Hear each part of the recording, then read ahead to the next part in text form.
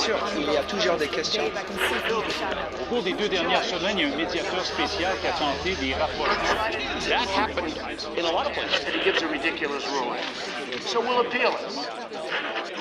Lorsqu'un journaliste lui a demandé ce qu'il dirait à des parents qui constatent les orientations homosexuelles de leur enfant, le souverain pontife a conseillé tout d'abord l'écoute, la compréhension, le dialogue, mais ensuite il a rajouté que quand cela se manifeste dès l'enfance, je cite, il y a beaucoup de choses à faire par la psychiatrie.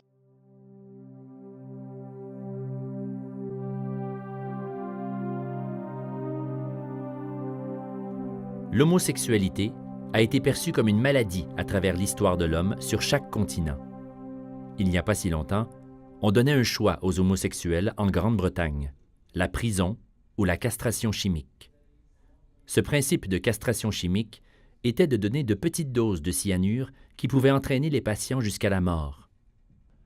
Un cas très populaire de cette pratique est celui d'Alan Turing, un mathématicien britannique qui a été essentiel à la victoire de la Seconde Guerre mondiale.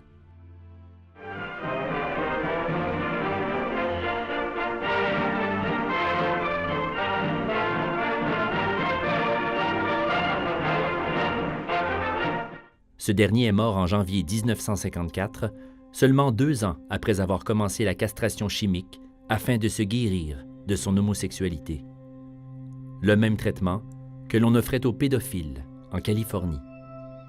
En 2013, soit presque 60 ans après son décès, Turing est reconnu comme un héros de guerre par la reine Élisabeth II.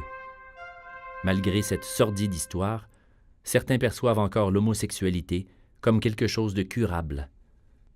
Tout comme ce médecin du 19e siècle, Richard von Krafft-Ebing, qui souligne qu'il s'agit d'une maladie mentale et que cette dernière serait héréditaire.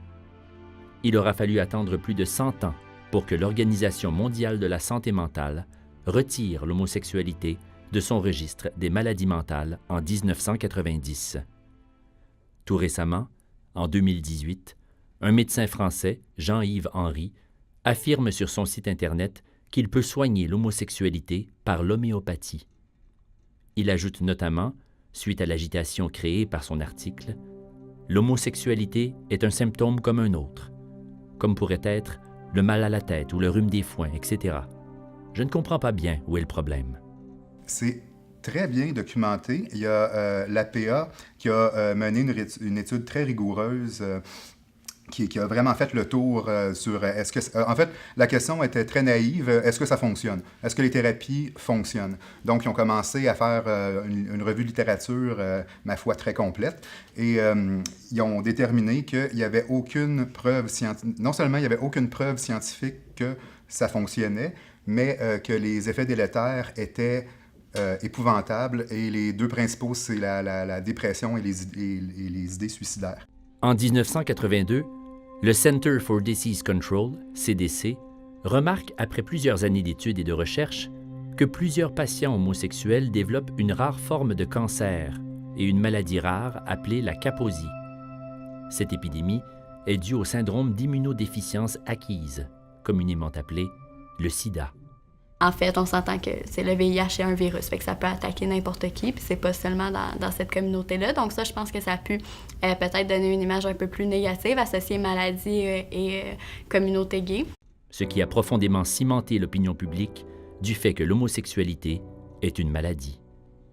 Aujourd'hui, plusieurs organismes tels qu'Interligne font des efforts considérables pour effacer cette opinion encore trop populaire.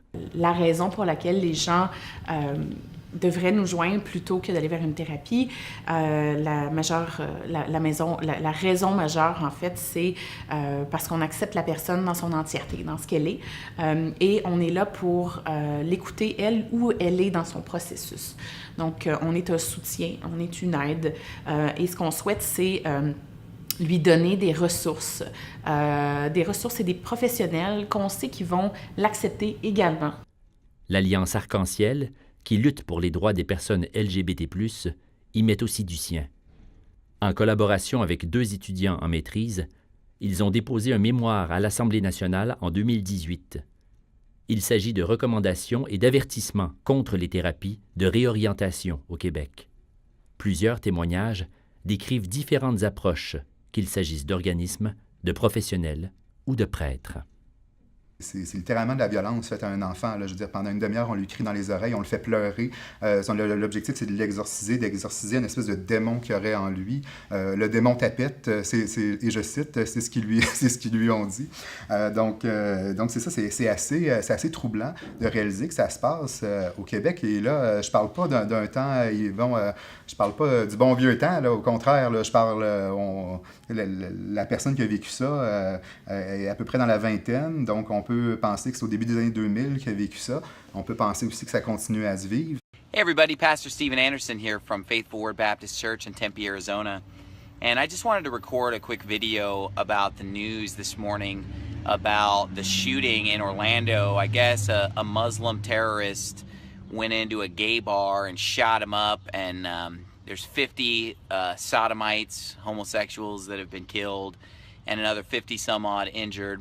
And then the Muslim guy himself was shot by the police, it sounds like. I'm not sad about it. I'm not going to cry about it, because these people were going to die. These 50 people in the gay bar that got shut up, they were going to die of AIDS and syphilis and whatever else. They were all going to die early anyway, because homosexuals have a 20-year shorter lifespan than normal people anyway. And, you know, at least these dangerous predators, these dangerous, filthy pedophiles at this gay bar, at least they're off the streets, you know. So I'm just trying to look on the bright side. Si un mémoire a été écrit, c'est parce qu'il y a encore aujourd'hui, en 2018, des organisations de réorientation sexuelle qui fleurissent partout en Amérique. Les États-Unis en comptent la majeure partie, mais plus proche de chez nous, à Montréal, une ville hautement renommée pour son ouverture d'esprit et dotée d'un quartier gay reconnu mondialement, offre ce genre de thérapie. En effet, il y a un centre, Ta vie, ton choix, organisme fondé par Michel Lizotte, ancien journaliste ayant travaillé dans les bureaux de Radio-Canada et TVA. Aussi écrivain, il prône l'idée que l'homosexualité se guérit par des thérapies offertes à un prix exorbitant. Pour 12 000 $ selon lui, on peut guérir l'homosexualité. Donc, la thérapie de conversion ou thérapie réparatrice, aujourd'hui, ce que c'est d'utiliser des techniques thérapeutiques pour amener un changement dans les attirances et les préférences sexuelles d'une personne. Donc, ce qu'on veut, c'est éliminer ou réduire les pensées, le désir ou l'attirance que peut avoir une personne envers une personne du même sexe. Donc, dans un certain sens, le but commun, même s'ils n'ont pas tous et toutes les mêmes techniques, c'est de passer de l'homosexualité ou de la bisexualité vers l'hétérosexualité. Affirmer que l'on peut guérir l'homosexualité, c'est implicitement déclarer qu'il s'agit d'une maladie. C'est qu'il n'existe pas de thérapie de conversion pour devenir homosexuel, puis il n'existe pas de thérapie de conversion pour devenir transgenre. Donc, ça sous-tend vraiment le caractère homophobe et transphobe de ces thérapies-là. Et même l'Ordre des psychologues n'agit aucunement face à cette réalité. L'Ordre des psychologues du Québec approuve ça quelque part. En fait, il reconnaît les thérapies de réorientation sexuelle comme des thérapies. Pour eux, ils se sont un peu dédouanés en disant que ça va à l'encontre de leur code d'éthique, mais ils reconnaissent que l'homosexualité, pour certains patients, peut constituer une forme de souffrance. Là, nous, on s'est dit un instant, ça ne fonctionne pas. Ce n'est pas l'homosexualité qui cause la souffrance chez la personne, c'est son homophobie intériorisée. C'est parce qu'il ne s'accepte pas qui finit par en souffrir. Donc, une thérapie qui viserait à guérir l'homosexualité pour l'alléger de ses souffrances, ce n'est pas une thérapie, c'est juste un accompagnement dans son intériorisation de l'homophobie. On trouve ça scandaleux que l'Ordre des psychologues ne fasse pas la distinction entre l'objet de la thérapie et de l'homophobie intériorisée. Ça nous a vraiment franchement déçus. Avec toutes ces croyances d'antan que l'homosexualité était une maladie mentale, un crime, un péché, un démon intérieur, la société est restée avec des séquelles. Auparavant, l'homosexualité était anormale et il n'y a pas si longtemps était criminelle au Canada. Le changement de mentalité ne se fera pas du jour au lendemain.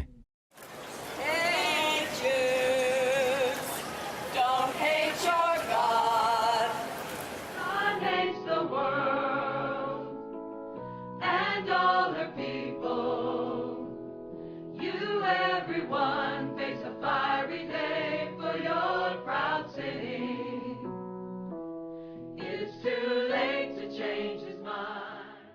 en tant qu'individus, nous avons un travail colossal à faire. Effectivement, nous devons faire preuve d'ouverture d'esprit et accepter qu'aujourd'hui, les mœurs soient différentes. Nous devons faire en sorte, en tant que société, que tous soient respectés et se sentent libres.